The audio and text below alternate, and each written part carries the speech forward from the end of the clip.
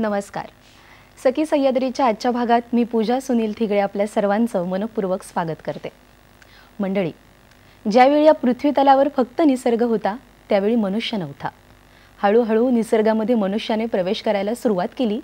तशी तशी माणसाच्या जीवनात सुद्धा निसर्गाने डोकवायला सुरुवात केली. शेतातलं धान्य खळ्यात गेलं, खळ्यातून ते पिठाद्वारे पोटात गेलं आणि माणसाची भूक भागवू लागलं. आभाळाचं पाणी धरणी मातेच्या काळजाला जाऊन भिडलं आणि नदी नाले यावाटे झुळझुळ वाहू लागलं आणि माणसाची तहान भागवू लागलं. निसर्गाची बाजू झाली प्रकृती आणि माणसाची बाजू मात्र झाली संस्कृती. हो, जमीन निसर्गाने दिली, पण त्यातून शेती मात्र माणसाने फुलवली. कंठ निसर्गाने दिला, पण त्यातून गाणं मात्र हे माणसाने तयार केलं. अगदी तसंच दगड हा निसर्गाने दिला, पण त्यातून शिल्प आणि मोठमोठी सिमेंटची जंगलं ही सुद्धा माणसानेच तयार केली. प्रश्न हा पडतो की निसर्गाने एवढं सगळं दिलं, मग आपण निसर्गाला काय दिलं? याच विषयावर आज आपल्याला चर्चा करायची आहे. आजचा आपला सखी सह्याद्रीचा विषय आहे जागतिक पर्यावरण दिनानिमित्त. आणि या संदर्भात आज आपल्याला मार्गदर्शन करण्यासाठी, आपल्या प्रश्नांची उत्तरं देऊन अनेक माहिती आपल्यापर्यंत पोहोचवण्यासाठी पाहुण्या म्हणून आज आपल्याला लाभल्यात प्रणाली राऊत मॅडम. राऊत मॅडम, तुमचं मनापासून स्वागत आहे सखी सह्याद्रीच्या आजच्या भागामध्ये. नमस्कार. मॅडमचा थोडासा परिचय करून देते. मॅडम ह्या भारतीय जीवन आणि पृथ्वी रक्षण चळवळीच्या कार्यकर्त्या आहेत. एक प्रसिद्ध व्याख्यात्या आहेत आणि त्यांचा विषय पर्यावरण व पृथ्वी रक्षण आणि ह्या विषयावर त्यांनी आत्तापर्यंत शेकडो व्याख्यानं राज्याच्या बाहेरसुद्धा आणि राज्यातसुद्धा महाविद्यालय, विद्यालय आणि शाळांमधून दिलेली आहेत.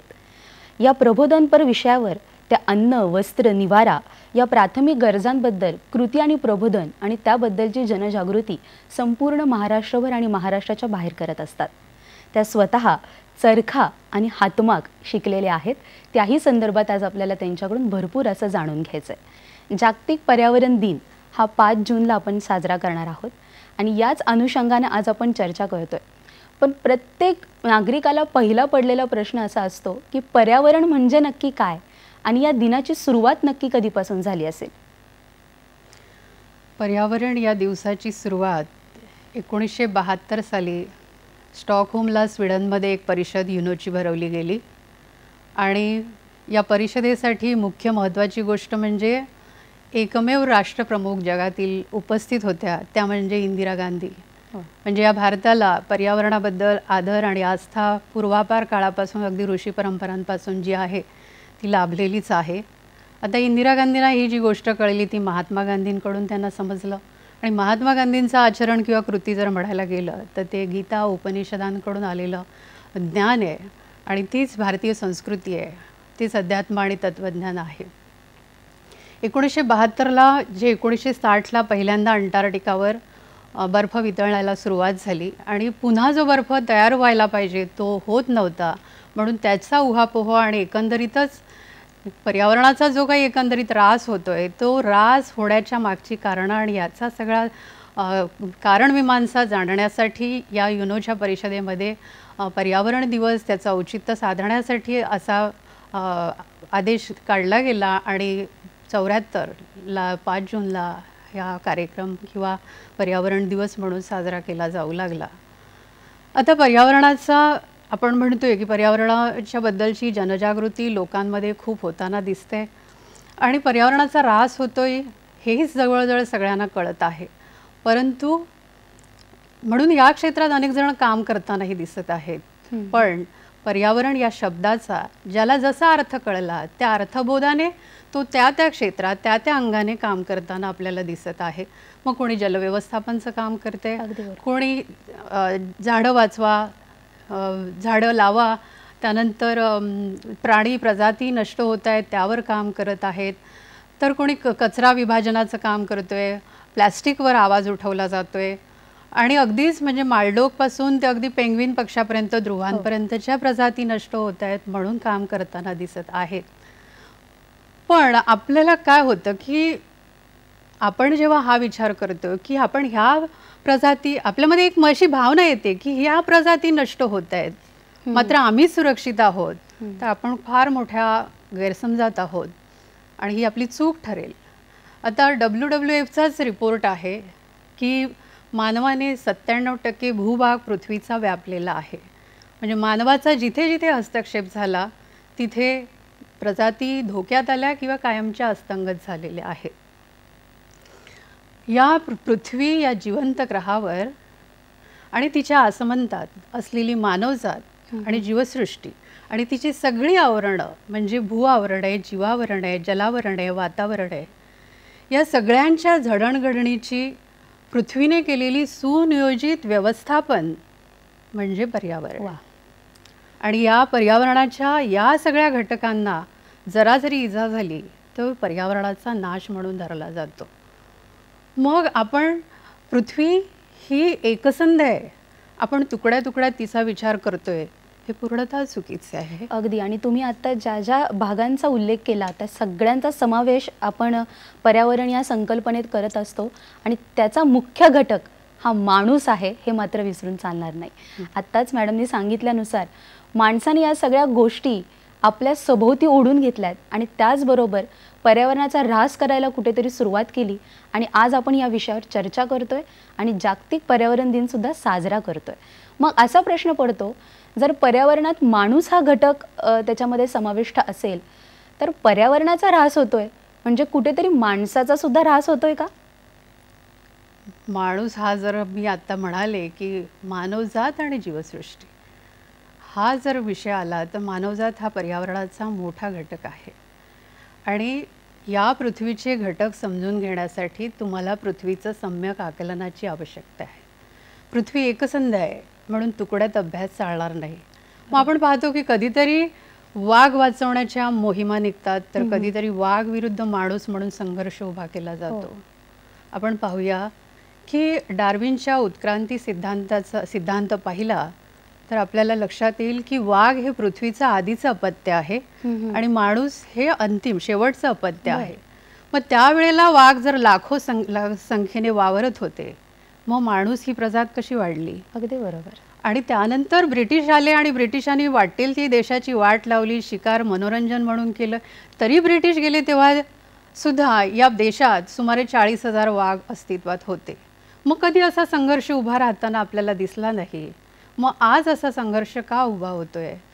तर हा संघर्ष वाघ विरुद्ध माणूस नाही आहे, हा संघर्ष यंत्र विरुद्ध माणूस आहे. आणि निर्जीव यंत्र विरुद्ध सजीव जीवसृष्टी असा हा संघर्ष आहे. आणि ही गोष्ट आपण लक्षात घ्यायला पाहिजे. आणि तुम्ही विचार कराल तर हे सगळं यंत्राची भूक आहे आणि यंत्र आधारित औद्योगिकरण आणि शहरीकरण यांचं आक्रमण आहे. या क्षणी म्हणते, या क्षणी जर तुम्ही औद्योगिकरण आणि शहरीकरण थांबवलं नाही तर येत्या 30 वर्षात मानवजात जीवसृष्टीसह कायमची अस्तंगत होते. हे विज्ञान म्हणते, वैज्ञानिक अहवाल माझ्याकडे आहेत. आणि वैज्ञानिक जे म्हणत आहेत ते द्रविडी प्राणायामाप्रमाणे म्हणतात म्हणून हे ज्ञान सामान्य जनांपर्यंत पोहोचलं जात नाही. आणि ते सामान्य जनापर्यंत पोहोचू नये अशी आखणीसुद्धा केलेली आहे. लक्षात घ्या, ही परिस्थिती येऊ घातलेली आहे. आपल्याला आत्ताच्या क्षणी मागे फिरलं पाहिजे हीच अपेक्षा आहे या पर्यावरणाच्या दिवसाच्या निमित्त. बापरे, म्हणजे ही भीषणता आत्ता तुम्ही जी आमच्या डोळ्यासमोर मांडली आहे ती अगदीच भीषण आहे. आणि मला असं वाटतं कोरोनासारख्या या महामारीत त्याची कुठेतरी सुरुवात झाली की काय असं जाणवतं आहे.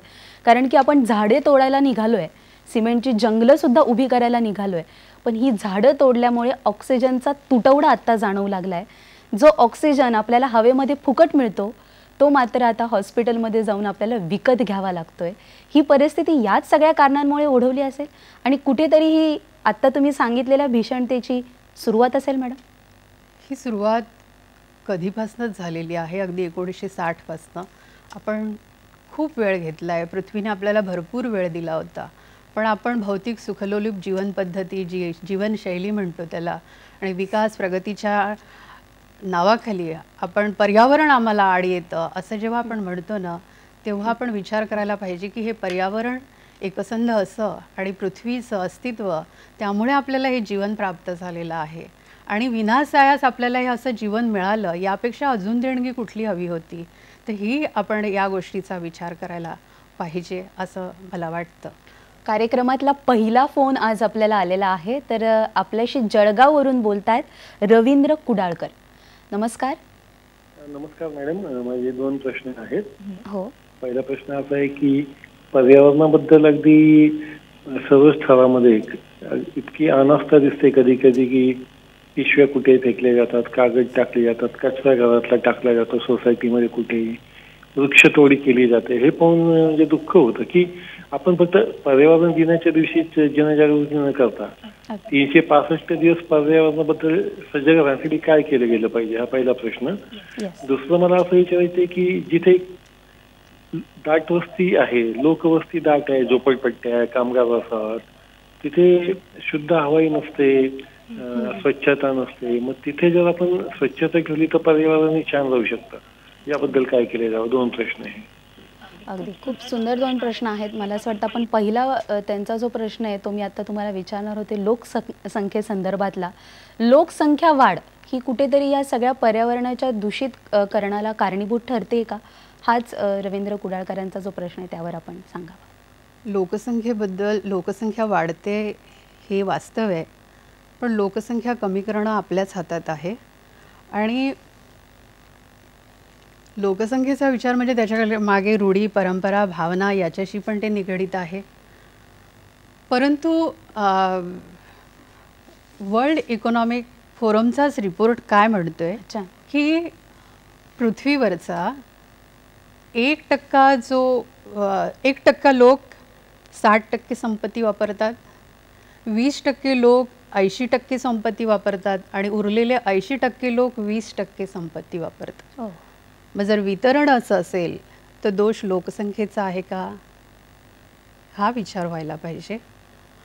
आणि तुम्हाला एक उदाहरण देईल की लोकसंख्या पर्यावरणावर ऱ्हास होतोय असं म्हटलं जातं, आम्हाला गरिबीचं निर्मूलन करायचं आहे असेही प्रश्न येतात. आणि आता गरिबीबद्दल, निर्मूलन आणि ही लोकसंख्येबद्दल जे काही म्हटलं जातं, एक अर्थव्यवस्था जी आहे त्या अर्थव्यवस्थेला तुम्ही गरिबीमध्ये राहणं हा अर्थव्यवस्थेचा भाग आहे, तेव्हाच खऱ्या अर्थाने श्रीमंतीची व्याख्या होते.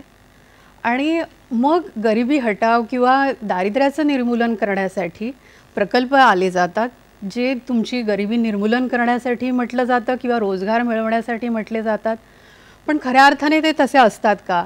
आता दारिद्र्यात आणि लोकसंख्येचा आपण प्रोपगंडा करतोय, पण तुम्हाला एक उदाहरण देईल की आफ्रिकेला दक्षिणोत्तर असा आफ्रिका जंगलाने व्यापलेला असा अस्पर्श खंडाला एक प्रचंड हायवे गेला, जो साधारण सुमारे जवळजवळ 5 ते 6 हजार किलोमीटरचा रस्ता होता, अगदी आफ्रिकेचं विभाजन करणारा होता. ते जंगल आणि तो नद्या हा माणसाचं तो पोषण करत होत्या, पण तिथे लाखो हत्ती पोसले जात होते, त्यांचं पोषण होत होतं, तिथे माणसांचे सापळे निघाले. मग आता हा दोष पृथ्वीचा आहे का किंवा लोकसंख्येचा आहे का? हा दोष व्यवस्थेचा आहे. आता हा मोठा हायवे तिकडच्या लोकांनी मागितला होता का? नव्हता. एका क्षणामध्ये लोक दारिद्र्यात फेकले गेले. आता पुन्हा यांचं दारिद्र्याचं निर्मूलन करण्यासाठी तुम्ही आणि निसर्गाची संसाधनं वापरणार तर निसर्ग आपल्याला असा वेळ देत नाही आहे. आणि ही गोष्ट लक्षात घ्यायला पाहिजे. आणि संसाधनं खूप कमी आहेत आणि ही जी व्यवस्था आहे ना, ही व्यवस्था जी भोगलोलुप व्यवस्था आहे ती याला कारणीभूत आहे. लोकसंख्या गौण प्रश्न आहे. लोकसंख्येच्या बाबत तुम्ही म्हणाल तर लोकसंख्या आज 2चे 2, 4, 4 असा वाढत जातो. हे 2चे 1 करा, त्यातला 1 घ्या, हा उलटा मनोरा होतो. आणि 20 वर्षामध्ये पूर्णतः जगाची लोकसंख्या अर्ध्यावर येऊ शकते. ही साधी गोष्ट आहे, ही आचरणात आणायची. जर काळाची गरज आहे तर तुम्ही त्या पद्धतीने वागायला पाहिजे. अगदी आत्ताच मॅडमनी सांगितलं की निसर्ग आपल्याला वेळ देत नाहीये, आता त्याचा प्रकोप सुरू झालाय. आता आपल्या हातात आहे की आपण नक्की काय केलं पाहिजे. याच संदर्भात आपल्याला एक प्रश्न विचारला होता कचऱ्याच्या संदर्भात, त्याच्यावर आपण उत्तर जाणून घेणार आहोत. पण कार्यक्रमामध्ये वेळ झाली एका छोट्याशा विश्रांतीची. कुठेही जाऊ नका, मी परततोय. पाहत रहा सखी सह्याद्री.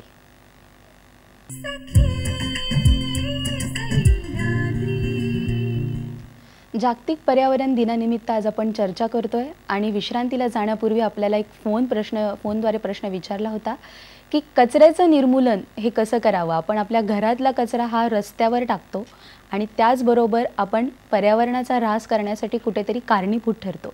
रवींद्र कुडाळकरांनी हा प्रश्न विचारला होता जळगाववरून. काय सांगाल मॅडम? कचरा विचार करा, या इमारती आणि ज्या चालणाऱ्या मोटारी आहेत आणि ज्या काही कारखाने पद्धती, ज्या भौतिक तुम्ही पायाभूत संरचना म्हणून जो काही विकास केला आहे ना, हा पृथ्वीच्या दृष्टीने कचरा आहे. आज ज्या आणलेल्या वस्तू आहेत तुमच्या, त्या उद्याचा कचरा आहे. आता इलेक्ट्रॉनिक वस्तूचा दर 2 मिनिटाला महासागरामध्ये 1 ट्रक ओतला जातोय. बापरे. तुम्ही विचार करा की आपण काय करतो आहोत. ही बांधकामं, ही पृथ्वीवर जी उभी असलेली बांधकामं आहेत, ती किती काळासाठी आहे? ती 40-50 वर्षासाठी. ही पूर्ण बांधकामं समुद्रात फेकली जाणार आहेत, पुन्हा त्याचं बांधकामं केली जाणार आहेत, पुन्हा डोंगर तोडले जाणार, नद्या प्रदूषित केल्या जाणार आहेत.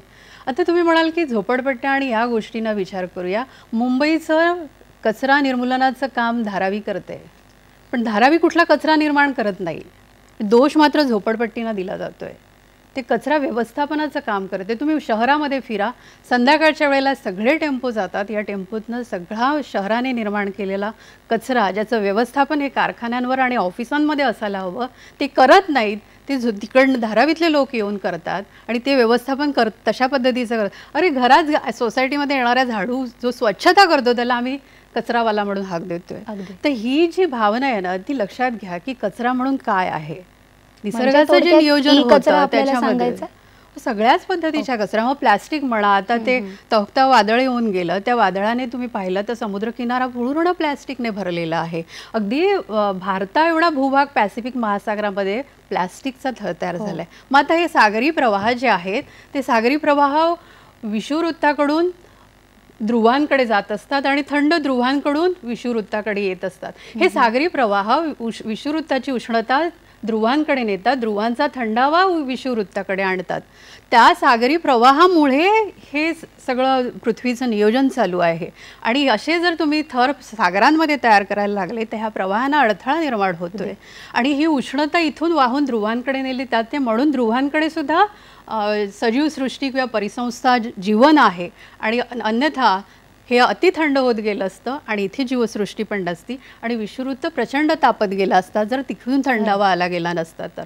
आणि दोन्ही ठिकाणी कुठलीही जीवसृष्टी नसती. मग सागरातल्या प्रवाहाची भूमिका समजा आणि आम्ही समुद्राचं काय करत सुटलोय ही गोष्ट लक्षात घ्या. आणि कचरा कशाला म्हणावा हा विचार करा. आजची तुमची मोटार आहे ना, उद्याचा कचरा आहे. खरं आहे. म्हणजे या ई कचऱ्यामध्ये नक्की कोणकोणत्या घटकांचा समावेश? इलेक्ट्रॉनिक कचरा, जो सगळं कम्प्युटर, मोबाईल, तुमचे टीव्ही, हे सगळे मॉडेल जे आहेत ते सगळे इलेक्ट्रॉनिक कचरा म्हणून येतं. आणि त्यांचं विघटन होत नाही, ही सगळ्यात मोठी गोष्ट विघटन होत नाहीये. आणि म्हणूनच मला असं वाटतं या कचऱ्याचं नियोजन करणं ही आत्ता काळाची खरी गरज आहे. प्लॅस्टिक हा तर कचरा आपल्याला इथून पाठीमागे माहिती होता, पण आत्ताच प्रणाली मॅडम यांनी आपल्याला सांगितलेला कचरा तो सुद्धा ई कचऱ्यातच मोडतो. त्याचंही व्यवस्थापन करणं ही अत्यंत महत्त्वाची गरज आहे. मगाशी आपण ऑक्सिजनचा विषय बोलत होतो की झाडं आपल्याला ऑक्सिजन देतात, पण आज कुठेतरी झाडच नष्ट होत चालली आहेत. याबद्दल काय सांगाल? दरवर्षी 5,000 ते 6,000 चौरस किलोमीटर इतकं जंगल कापलं जाते. म्हणजे त्याच्यामध्ये दरवर्षी 1,500 कोटी झाडं कापली जात आहेत. आणि हरितद्रव्य हे सर्वात महत्त्वाची गोष्ट आहे आणि झाडं मोठ्या प्रमाणावरती कापली जात आहेत. ऑक्सिजन हा केवळ प्राणवायू म्हणून सजीवांच्यासाठी होता. तुम्ही तो ज्वलनासाठी वापरला. तुमची मोटार चालते, तुमच्या घरातले सगळी इंधनं चालतात, तुमच्या कारखाने चालतात. ह्या सगळ्या गोष्टींमध्ये कोळसा जाळला जातो. या सगळीकडे इंधन म्हणून इंधन जे जाळलं जातं तिथे ऑक्सिजन ज्वलनास मदत करतो हे आपण शाळेत शिकलो. मग ऑक्सिजनचा तिथे वापर होतोय. ऑक्सिजनचा असा वापर होण्यासाठी आणि त्यातून पुन्हा ऑक्साईड होऊन कार्बन डायऑक्साईड वायू जो वातावरणात जात आहे तो आता त्याने वातावरणात इतकी मात्रा केली आहे की आज या क्षणी जरी तुम्ही म्हणजे तो वातावरणात गेलेला कार्बन डायऑक्साईड आहे तो मानवजातीला संपवण्यासाठी पर्याप्त आहे. आणि तुम्ही जर अजून विकासाच्या नावाने काही करायला गेलात तर तेच मी म्हटलं की 30-35 मी नाही म्हणत आहे, विज्ञान म्हणते की मानवजात आणि जीवसृष्टी संपुष्टात येते. कार्बन डायऑक्साईड वायू का तर तो उष्मग्राही आहे आणि तो उष्णतेला धरून ठेवतोय. म्हणून हवामान तापमान जे आहे ते तापते. आणि सगळ्यात नाजूक जो प्रकार आहे पृथ्वीचा तो म्हणजे वातावरण. आणि त्याबद्दल कोणाला जागृती जाणीवच नाही आहे. वातावरणात वाटेल ते केलं जात आहे. तर हे थांबवलं पाहिजे. हे सरळ समजून घ्यायला पाहिजे. हे लक्षात घ्या. जागतिक पर्यावरण दिनानिमित्त आज आपण एका महत्त्वपूर्ण विषयावर चर्चा करतो आणि याच संदर्भात आपल्याला कार्यक्रमातला दुसरा फोन आलाय. रंजना बागल बोलतायत सांगलीवरून. नमस्कार.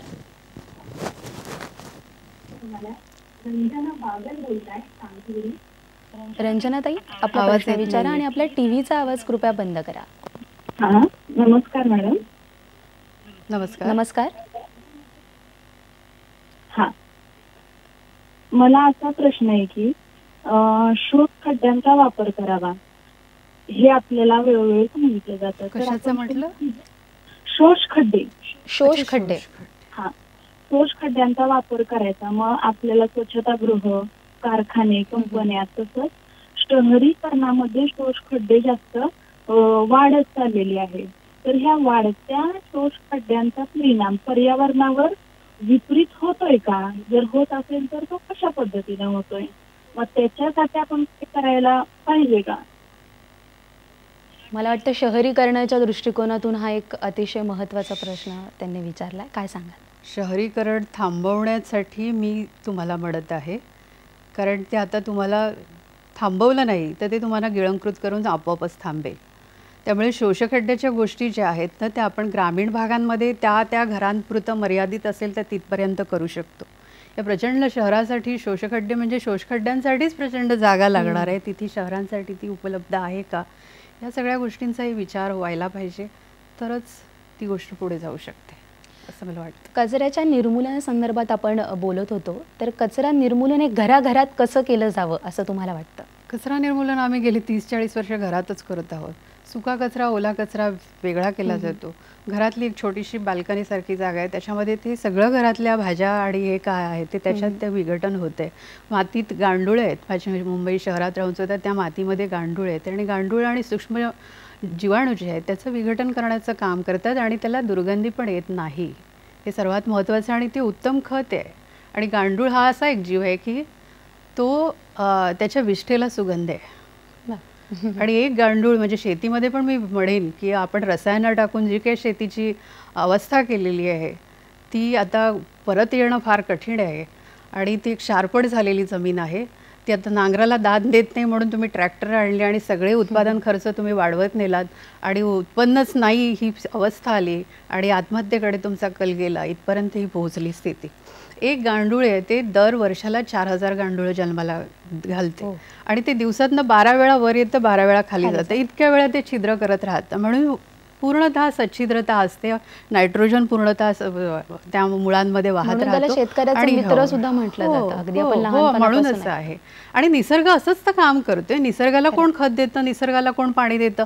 निसर्ग मात्र जगात सर्वात उत्कृष्ट अन्न उत्पादन करतोय, हो की नाही? तर हे काय, निसर्गात पालापाचोळा पडतो, त्याचं जमिनीवरती आवरण तयार होतं आणि सूक्ष्मजीव आणि गांडूळ त्याचं विघटन करतात. पुन्हा त्याचं खत होते, पुन्हा पशुपक्ष्यांची विष्ठा आणि हे सगळ्यांचं मिळून एक नियोजन आहे, ते व्यवस्थापन आहे. आम्ही सरसकट सगळं तोडलंय, आम्ही आमची बुद्धी लावतोय ना, तिथेच समस्या निर्माण होते. अगदी. आणि पर्यावरण दिन म्हटलं की फक्त एक डोळ्यासमोर उपाययोजना येते आणि ती म्हणजे वृक्षारोपण. अनेक जण वृक्षारोपण करतात, पण फक्त वृक्षारोपण करून हे सगळं शक्य आहे? बिलकुल नाही. वृक्षारोपण तुम्ही करा, जरूर करा. आणि ते तुम्ही जरी नाही केलं ना तरी आजही पाऊस पडतोय. पृथ्वी तिचं जे जोमाने काम करणार आहे ते तुम्ही नाही. वृक्ष कापण्याचा जो वेग आहे, जो आता मी सांगितला, तो प्रचंड आहे. तो थांबवणार का? तो थांबवला तरच वृक्ष लागवडीचे उपाय योजना होऊ शकतात. हरितद्रव्य आज एकही त्याचा कण नष्ट होता कामा नये, कारण कार्बन डायऑक्साईड वायू शोषण्याची निसर्गाची यंत्रणा केवळ एक आहे, ती हरितद्रव्य, जे वनस्पतींमध्ये असते, सागरामध्ये आहे, नद्यांमध्ये आहे. हे वाढीस लागायला पाहिजे आणि त्याच वेळेला कार्बन उत्सर्जन जे आहे ते थांबलं पाहिजे, तर आपण वाचू शकू अशी आशा निर्माण होऊ शकेल. अन्यथा जर 480 कोटी वर्षाचा पृथ्वीचा इतिहास जर पाहिला आणि तो जर चित्रपट रूपात चालू आहे आपल्या डोळ्यासमोर असं जर म्हटलं, तर आपण पुढच्या 30 वर्षात ह्या पृथ्वी तलावर केवळ सूक्ष्मजीव आणि विषाणू असतील. पृथ्वी गोल फिरत राहील सूर्याभोवती आणि स्वतःभोवती.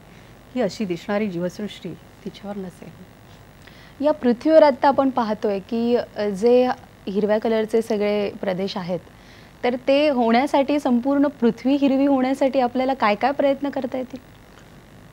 त्याच्यावर एकच उपाय, तुमचं औद्योगिकरण आणि शहरीकरण थांबवलं तरच पृथ्वी तिचं व्यवस्थापन पुन्हा ती हिरव्या शालूने नटू शकते. अगदी. ती आधीच होती हिरव्या शालूने नटलेली, त्या आम्ही आमचेच सगळे उद्योग हस्तक्षेप करत गेलो आणि तिची मोडतोड करत गेलो. अगदी सगळ्याच अंगाने तिची मोडतोड झालेली आहे.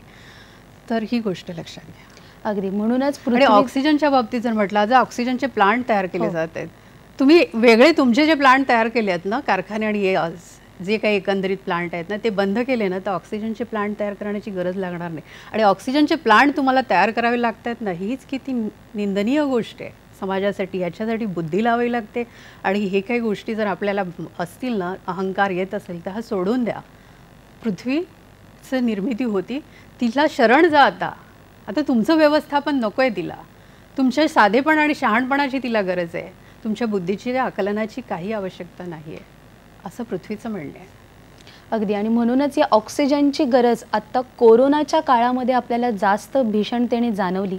त्याचं कारण असं आहे की कोरोना संक्रमण ज्या ज्या घरांमध्ये किंवा ज्या ज्या व्यक्तींना झालं होतं त्यांना काही दिवसातच ऑक्सिजनची गरज खूप मोठ्या प्रमाणात भासू लागली. काही ठिकाणी तर त्याचा तुटवडासुद्धा जाणवू लागला. आणि जसं तुम्ही आत्ता म्हणालात की ऑक्सिजनचे प्लॅन्ट निर्माण केले गेले आणि त्या माध्यमातून ऑक्सिजन निर्मिती सुरू झाली. तर झाडं कशा पद्धतीने ऑक्सिजन निर्मिती करतात आणि त्यापासून आपल्याला कशा पद्धतीने त्याचं जे आपण म्हणतो की एकापासून दुसरं काहीतरी निर्माण होणं ते कसं करता येईल? झाडं ऑक्सिजन निर्माण करतात ते प्रमाण फार कमी आहे तसं, पण सागरातली जी वनस्पती आहेत ती मोठ्या प्रमाणावरती ऑक्सिजनची निर्मिती करतात. पण त्यापेक्षा सर्वात महत्त्वाचं म्हणजे झाडं जी आहेत ना, ती कार्बन डायऑक्साईड वायू शोषण्याचं काम करते. आणि अशी यंत्रणा आम्ही कुठली तयार केलेली नाही. आम्ही ऑक्सिजनचे पण प्लांट तयार करू, पण आम्ही कार्बन डायऑक्साईड वायू शोषणाचे प्लांट आम्हाला अजून अशक्य आहेत. लक्षात घ्या, तुम्हाला हरितद्रव्य वाचवलंच पाहिजे आणि तेच तुम्हाला वाचवू शकते असं मला वाटतं. अगदी. आणि म्हणूनच ते वाचवण्यासाठी आपल्याला आता प्रयत्नशील व्हायचं आहे. याच अनुषंगाने आपण चर्चा करतोय. पण कार्यक्रमात वेळ झाली एका छोट्याशा विश्रांतीची. तुम्ही कुठेही जाऊ नका, पाहत रहा सखी सह्याद्री.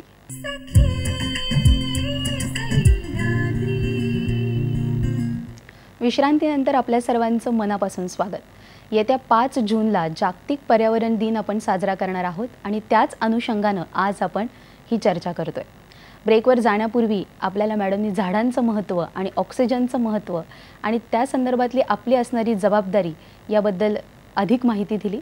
आता आपण थोडंसं जाणून घेऊयात प्रदूषणाबाबत. वायू प्रदूषण, गाड्यांपासून निघालेला धूर किंवा कंपनीतून बाहेर पडणारा धूर हा किती घातक असू शकतो याबद्दल आपण आता चर्चा करूयात.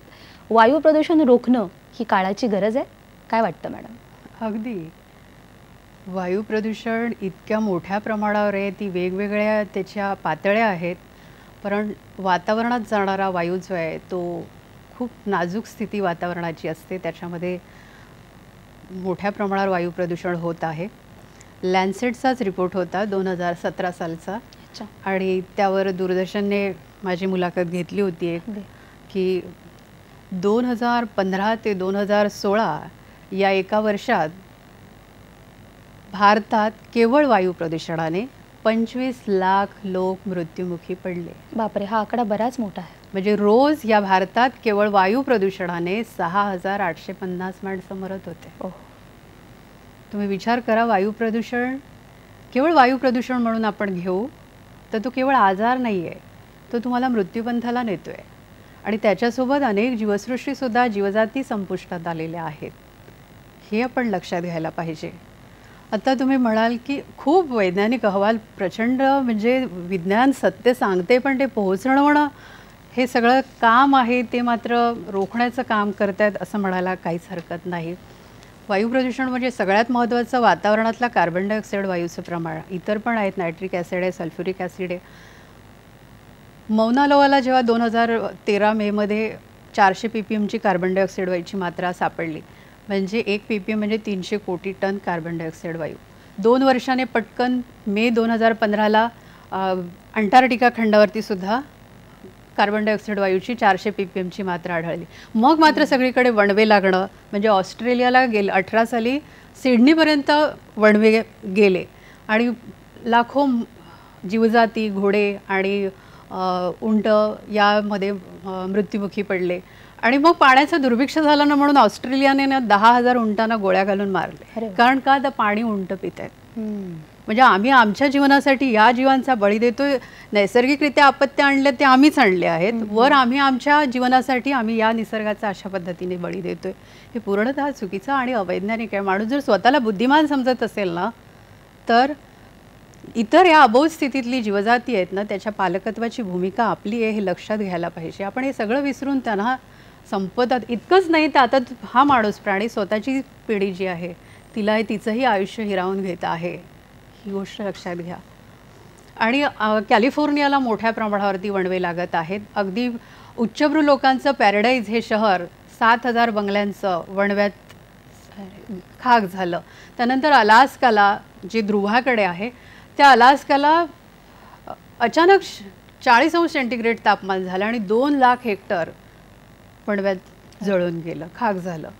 त्यानंतर हिमनग वितळणं. आता तुम्ही पाहाल तर अंटार्क्टिकाचा 5,000 चौरस किलोमीटरचा इतका मोठा हिमनग वितळला सागराकडे चाललेला. यामुळे सागराची पण पातळी वाढत जाणार आहे आणि वणवे लागणं. त्यानंतर वादळांची आता आपण भारतीय उपखंड जो आहे तो तिन्ही बाजूने त्याला सुरक्षित आहे. तो समुद्राने वेढलेला आहे. हिमालयाच्या कुशीत सुरक्षित आहे, पण तिथेही आता वादळे येत चाललेली आहेत. आपण पश्चिम किनाऱ्यावर पण आणि आता पूर्व किनाऱ्यावर पण पाहिले आणि यापुढे वादळाची मालिका सुरू होणार आहे, ही गोष्ट लक्षात घ्या. या नैसर्गिक आपत्तीला आपण तोंड देऊ शकणार आहे अशी परिस्थिती येऊ घातली. त्याच वेळेला तापमान या गतीने वाढतंय की विदर्भ मराठवाडा येत्या 4-5 वर्षात तुम्ही रिकामा केला नाही ना तर उष्णतेच्या लाटेत लाखोचे बळी असणार आहेत. ही परिस्थिती आलेली आहे आणि पाण्याचं प्रचंड दुर्भिक्ष असणार आहे. कॅलिफोर्नियाला गेले 7-8 वर्ष पाण्याचं दुर्भिक्ष आहे. पृथ्वीवर सतत रोज अशी घटना घडते ना की ती कधीही 100 वर्षात शेकडो जेव्हा आम्ही नोंदी ठेवायला लागलोत त्या नोंदीपासून जर पाहिलं तर अशा कधीही घडलेल्या घटना आता सातत्याने घडत राहिल्या आहेत. म्हणूनच जागतिक हवामान संघटनेची मार्च 2017 23 मार्च 2017 हवामान दिवस असतो त्या दिवशी त्या 2017ला त्यांचा रिपोर्ट आला आहे की पृथ्वीच्या बाबत आम्हाला आता कोणतंही आकलन नाही. ज्यांची 4,000 केंद्र जगभर काम करत आहेत त्यांना ते हे निष्कर्ष काढत आहेत की आम्हाला फक्त एवढंच ज्ञान आता आहे की आम्ही एका अज्ञात प्रदेशात प्रवेश केला. पृथ्वीवर ज्या काही घडामोडी होतील त्याच्याबद्दल आम्हाला कुठलाही निष्कर्ष किंवा आकलन होत नाही. मात्र आमच्याकडे पर्यावरण हवामान संघटना जी आहे ती यंदा पाऊस बरवा 98% पाऊस होणार आहे आणि बातम्या यायला लागल्या ना पाऊस इथे आला आता अंदमान निकोबार केरळ काय आणि अचानक गायब पण झाला मध्येच कुठेतरी रिमझिम. हे कुठून बळ येतं मला काही कळत नाही आहे. जेव्हा जागतिक हवामान संघटना म्हणते आम्हाला याबद्दल निष्कर्ष सांगता येत नाही मग काय होतं या अशा बातम्या आल्या की लोक गाफील राहतात. हा दरवर्षाप्रमाणे नीट राहणार आहे अशा पद्धतीचे हे जे काही चालू आहे ना ते थांबवा. खरोखर काय अभ्यास मांडला जातो त्याचाही निकष लावून तुम्ही लोकांसमोर या असं मला प्रसारमाध्यमांनाही सांगा असं वाटतं. म्हणजे थोडक्यात आता या सगळ्या निसर्गाचा अंदाज लावणं हे अशक्य होत चाललंय. आणि त्यामुळेच आपण आता आपले अंदाज हे जसं मॅडमने आता सांगितलं उपाययोजनांच्या माध्यमातून ते अंगीकृत करणं आणि ते कृतीतून आणणं खूप गरजेचं होत चाललंय. आपल्याला फोन आलेला आहे. अजय पाझारे बोलतायत अकोल्यावरून. नमस्कार. नमस्कार अजयजी, आपला प्रश्न विचारा. नमस्कार प्रणाली राऊत मॅडम. आणि नमस्कार. माझे पण 2 प्रश्न आहेत. हो विचारा. माझे एकूण 2 प्रश्न आहेत. बोला ना. हो. पहिला प्रश्न आहे की इकोसिस्टीम रिस्टोरेशन ही जागतिक पर्यावरण दिवसाची जी थीम आहे तर ती मुख्य काय आहे ती संकल्पना. आणि दुसरा प्रश्न हा आहे की ई कचरा निर्मूलन कशा तऱ्हेने करता येईल. ई कचरा निर्मूलन जे आपण मगाशी बोललो तोच प्रश्न त्यांनी विचारलाय आणि आता एक थीम राबवली जाते संपूर्ण देशभरात तर त्या संदर्भात सुद्धा मी तुम्हाला विचारणारच होते. त्या संदर्भात सुद्धा सुरुवातीला आपण थीमबद्दल बोलूयात. बघा अशा थीम कितीही आल्या ना म्हणजे आता 72 पासून युनोस परिषदा भरवते. कॉपच्या मोठ्या प्रमाणावरती परिषदा होत आहेत पण त्यातून निष्कर्ष काहीच निघत नाही आहे. म्हणजे विकसनशील राष्ट्र जी आहेत म्हणजे भारत चीन सारखं चीन पण नाही आता आणि विकसित राष्ट्र आहेत आणि अविकसित राष्ट्र आहेत ती छोटी बेट आहेत आफ्रिकेसारखे देश आहेत हे नेहमी त्या विकसित राष्ट्रांकडे ना पैशांची मागणी करतात, आर्थिक सहाय्याची मागणी करतात आणि आर्थिक सहाय्यातून असे कुठलेही प्रश्न सुटले जाणार नाही. अशा थीम येतच राहतात. कार्बन क्रेडिटसारखी थीम आली, पण त्याचा काही एक उपयोग नाही. हे फक्त शब्दांचे खेळ आहेत. प्रत्यक्ष जमीन पातळीवरती त्याचं कुठलंही काम होताना दिसत नाही. आणि दुसरं काय म्हटलं त्यांनी? ई कचरा निर्मूलन. हा, ई कचरा तयारच करायचा नाही. आता ही गोष्ट लक्षात घ्या ना, ई कचऱ्याचं निर्मूलन होऊच शकत नाही. त्याचं विघटन करणारं कोणी आपल्याकडे यंत्रणा नसेल तर तुम्ही ई कचरा कसा काय निर्माण करू शकतोय? पृथ्वी याला मान्यताच देत नाही. तिच्याकडे ही परिसंस्था नाही, कुठली अशी यंत्रणा नाही आहे ती त्याचं विघटन करू शकेल. ती तिच्या निर्माण केलेल्या गोष्टीच त्याचं विघटन करू शकते, जे जीवाणू आहे. आपण ही गोष्ट लक्षात घ्यायला पाहिजे की औद्योगिकरण आहे आणि शहरीकरण आहे ह्याचं हे मूळ कारण आहे. हे यंत्र हे मूळ कारण आहे, हे समजून घ्या. आणि ते सगळं निर्माण करते ती पृथ्वीची क्षमता नाही. म्हणजे थोडक्यात विघटनशील घटक हा ई कचऱ्यामध्ये मोडत नाही. त्यामुळे कदाचित आपण त्याचा जितका कमी वापर करू तितका तो कचरा कमी तयार होईल आणि त्याचं निर्मूलन तशा पद्धतीने होईल. आत्ता आपण जेव्हा या भीषणतेबद्दल बोलतोय तेव्हा मला आता प्रश्न पडतोय की ही भीषणता तर आता जाणवतीये, पण याच्याबद्दलच्या उपाययोजना नक्की कशा केल्या पाहिजेत? अगदी मी तर म्हणेल घराघरातून याची सुरुवात आता व्हायलाच हवी. यासाठी कारण की घराघरात आता लहान मुलांना याचे धडे लॉकडाऊनच्या काळामध्ये सुद्धा दिले जावेत. तर कशा पद्धतीनं घराघरातून लहान मुलांना पर्यावरण शिक्षणाचे धडे आपण देऊ शकतो? पर्यावरणाच्या बाबतीत लहान मुलांना शिक्षण द्यायला पाहिजे, पण पर्यावरणाचा नाश करणारी ज्यांच्या हातात करन्सी आहे ना ती करते. लहान मुलं त्याला जबाबदार नाही आहे. म्हणून मोठ्या समाजाला हे समजावणं फार गरजेचं आहे. तरी पण लहान मुलं जी आहेत, मला असं वाटतं की बाळांनो, तुमच्या घरात जर मोटार असेल ना तर तुम्ही विचार करायला पाहिजे की ही मोटार निर्मितीसाठी 1.5 लाख लिटर एक मोटार बनवायला पाणी लागते आणि ती वायू अधिक सोडते, ती वेगळं. ह्या पृथ्वी तलावरती कार्बनचं उत्सर्जन जे आहे ते 44% विजेचं आहे. मग वीज वापरली जाते तेव्हा कोळसा जाळला जातो आणि कोळसा या देशामध्ये रोज 15 लाख टन कोळसा जाळला जातो आहे, जेव्हा की 24 लाख टन इतका कार्बन डायऑक्साईड वायू रोज वातावरणात सोडला जातो आहे. मग आपण जी वीज वापरतो आहे ते विचार करा, कुठेतरी ती केंद्र आहेत, तिथे विनाश झालेला आहे. त्याची राख दऱ्याखोऱ्या आणि वातावरणामध्ये जाते, जे तुम्हालाच घातक ठरणार आहे, तर आपल्या विनाशाचं कारण ठरणार आहे. त्यानंतर आहे ह्या वस्तू वापरण्याच्या वस्तू वापर. आता 44% वाहतुकीचा वाटा आहे, 44% विजेचा वाटा आहे आणि 9% हा सिमेंटचा वाटा आहे. बाकी जे उरलेले आहे ते इतर वस्तूंसाठी असते. मग सिमेंट जेव्हा आपण 1 टन सिमेंट बनवली ना की अर्धा टन वातावरणात कार्बन डायऑक्साईड वायू जातो. मग आपण सिमेंट आणि सगळं जे मार्बल आणि ज्या काही गोष्टीचा हव्यास धरतो, ज्या चकाचकच्या व्याख्या आहेत ह्या बदलायला पाहिजेत असं मला वाटतं. ह्या अशा पद्धतीचं शिक्षण ह्या मुलांना समजलं तर येत्या काळात त्यांच्या आयुष्यासाठी ते नक्कीच आपलं योगदान आणि आपली समज जगापुढे नक्कीच दाखवतील. आणि आता FFFच्या माध्यमातून सुद्धा मुलं उठत आहेत की अरे आम्हाला या शिक्षणापेक्षा आमचं जीवन आम्हाला द्या. म्हणून ग्रेटा थनबर्गसारखी आपण बघतोय तर त्या उभे राहताना दिसत आहेत. आणि खरंच त्या अर्थाने मुलांना हे शिक्षण दिलं, मुलं नक्की त्याचा आचरण करतील अशी मला आशा आहे ह्या मुलांच्या बाबतीत म्हणायचं. नक्की, म्हणजे पुढची पिढी आता आपल्याला या बाबतीत जागृत करायची आहे. एक कॉल आलाय आपल्याला. रामचंद्र चव्हाण पाटील बोलतायत रत्नागिरीवरून. नमस्कार. नमस्कार. तुमचा प्रश्न विचारा. माझा प्रश्न असा आहे की इतर देशामध्ये कायदे आहेत स्वच्छतेसाठी, मग आपल्या देशामध्ये कायदे नाहीत का? आणि असतील तर आपल्या देशातल्या लोकांना स्वच्छतेसाठी कायद्यांचा वापर केल्याशिवाय स्वच्छता होणार नाही. स्वच्छ भारत सुंदर भारत आपण म्हणतोय खरं, परंतु कायद्यामार्फत जर ही अंमलबजावणी झाली तर मला वाटतंय देश स्वच्छ होण्यास वेळ लागणार नाही. मला वाटतं खूप ज्वलंत हा विषय आहे की आपण गाडीतून जाता जाता सहज एखादी पिशवी ही खिडकीच्या बाहेर टाकतो किंवा घरामधला कचरा सहज रस्त्यावर टाकून देतो. तर याला कायदा भारतामध्ये आहे, तो आम्हाला सांगावा आणि त्या बाबतीत त्याची अंमलबजावणी कशी व्हावी याबद्दल पण सांगा. काय आहेत कायदे आहेत, पण कायद्याने आपण सुधारणा करू हे फार कठीण आहे. मग मॅनग्रोव्ह वाचवण्यासाठी कायदे आहेत, वायू प्रदूषण कमी करण्याच्या पातळ्या गाठण्याच्या वेगवेगळे कायदे आहेत, पण कायद्याने आपण दुसऱ्याला सुधारू ही गोष्टच होऊ शकत नाही आहे. यापेक्षा आपल्यापेक्षाही कडक कायदे अमेरिकेमध्ये युरोपमध्ये आहेत. आणि त्याच्यावरती प्रचंड निर्बंधसुद्धा आहेत. आता याच तापमानवाढीच्या संदर्भात युरोप अमेरिकेमध्ये कायदे लागू केले आहेत, आणीबाणी जाहीर केलेली आहे.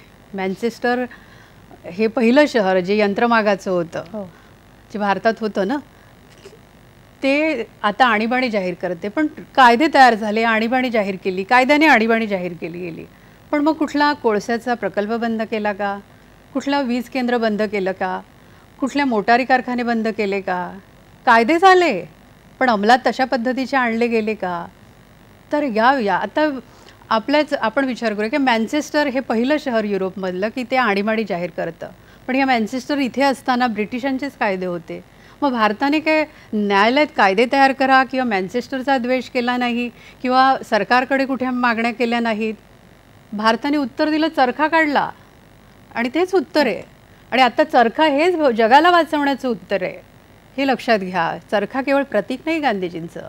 गांधीजी हेच त्यांचे विचार आणि त्यांचं आचरण हा जगाला वाचवण्याचा एक मार्ग आहे आणि तो भारतीय तत्त्वज्ञानाकडून आलेला आहे. आणि भारत हाच जगाला वाचवू शकतो ही क्षमता भारताकडेच आहे. परत तत्त्वज्ञानाचा आत्मा भारत विसरला आहे म्हणून ही परिस्थिती निर्माण झालेली आहे असं मला वाटतं. कायद्याने आपण दुसऱ्याला बदलू ही संकल्पनाच आता मोडीत काढली जाते. आता आपण असू की नाही हा प्रश्न निर्माण झालेला आहे. तिथे कायदा येतोच कुठे?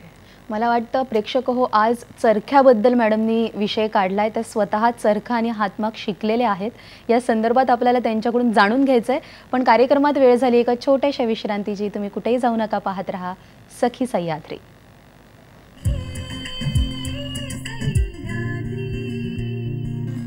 पर्यावरणाचा ऱ्हास थांबवणं हे आता संपूर्णतः आपल्याच हातात आहे. म्हणून जितकं शक्य होईल तितकं प्रयत्न आणि तितकं प्रयत्नशील असणं हे आता काळाची गरज आहे. मॅडमसुद्धा, प्रणाली राऊत मॅडमसुद्धा प्रयत्नशील असतातच. आणि म्हणूनच आज त्यांनी आपल्यासमोर एक वीट आणलेली आपल्याला दिसतीये जी मातीपासून बनवली आहे. तर काय सांगाल मॅडम त्याबद्दल? ही वीट आहे, ही माती आणि तूस याच्या मिश्रणाने बनवलेली आहे. आता तुम्ही जर म्हणाल की उपाययोजना काय आहेत, तर मूलभूत गरजा ओळखायला पाहिजेत आणि प्राथमिक गरजा ज्या आहेत अन्न, वस्त्र, निवारा, त्याच्यातला निवाऱ्याचं जी गोष्ट आहे ती वीट अशी. मला वाटतं प्रेक्षकांना आपण हातामध्ये घेऊन दाखवूयात. ती जड आहे आणि त्याहीपेक्षा ती पर्यावरण पूरक आहे, हे सगळ्यात महत्त्वाचं. हो. आणि याचं विघटन मात्र मातीचं पुन्हा माती निसर्ग करणार आहे.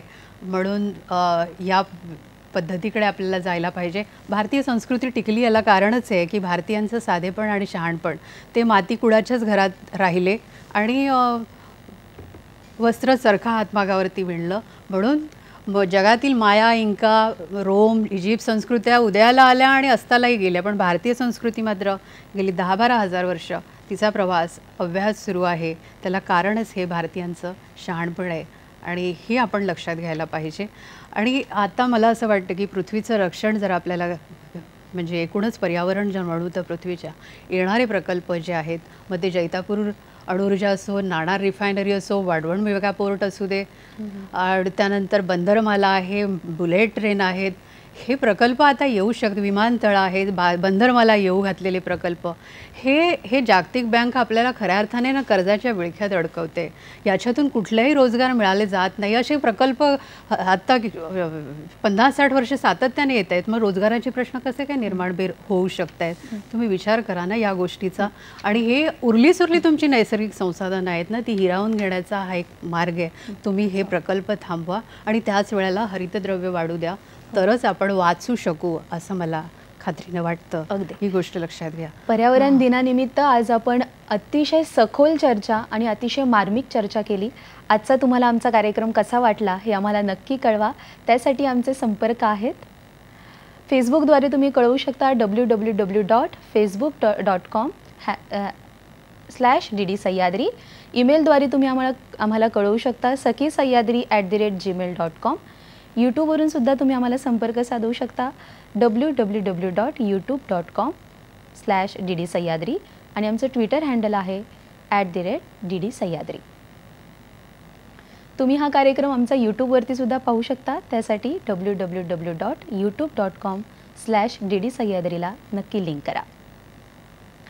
अगदी जाता जाता येणाऱ्या 5 जूनच्या म्हणजेच जागतिक पर्यावरण दिनाच्या सर्वांना शुभेच्छा देऊयात. जाता 1 मिनिटात काय सांगा? पर्यावरणाच्या निमित्ताने तुम्ही आता सगळ्यांनी एक प्रतिज्ञाच करायला पाहिजे की औद्योगिकरण, शहरीकरण आणि यंत्राची भूक थांबवा आणि या यंत्राच्या आपण या जीवनशैलीसाठी जे काही स्वीकारलेलं आहे ते जीवनाच्या विरुद्ध आहे आणि आपल्यालाच आपल्या जीवनाविरुद्ध उभं केलेलं आहे. हे इच्छांचं गाठोडे आहे असं ॲडम स्मिथच म्हणत होते वेल्थ ऑफ नेशन या त्यांच्या ग्रंथात. आणि भारतीय संस्कृती काय म्हणते की तुम्ही इच्छांना आवरा, म्हणजे किती शहाणपण आहे हे विचार करा आणि ते शहाणपण जागवा आणि खऱ्या अर्थाने तुम्हाला पृथ्वी अजूनही माफ करेल, तिला शरण जा. आणि माझा एवढा संदेश आहे आणि पुन्हा स्वतःला बदला आणि पृथ्वीप्रमाणे वागा. नक्की मॅडम, तुम्ही आम्हाला हा अमूल्य वेळ दिला त्याबद्दल सखी सह्याद्रीतर्फे आपलं मनापासून आभार. आणि अर्थातच पृथ्वीचा ऱ्हास होण्यासाठी आणि पर्यावरणाचं रक्षण करण्यासाठी पृथ्वीचा ऱ्हास थांबवणं हे आपल्या हातात आहे. ती प्रतिज्ञा आज घेऊयात आणि 5 जून जागतिक पर्यावरण दिन साजरा करूयात. पुन्हा भेटूयात पुढील भागात. तोपर्यंत नमस्कार.